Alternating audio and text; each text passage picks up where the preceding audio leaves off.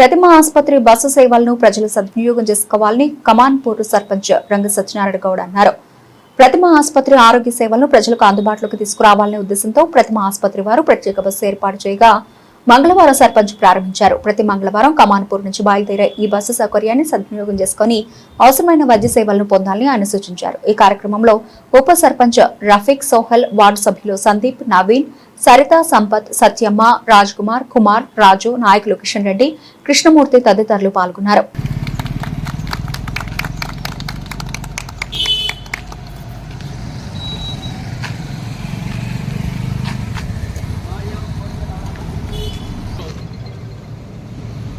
కమాన్పూర్ గ్రామ పంచాయతీ పరిధిలోనే మరి కరీంనగర్ ప్రతిమ హాస్పిటల్ నుంచి వెళ్ళి ప్రతి మంగళవారం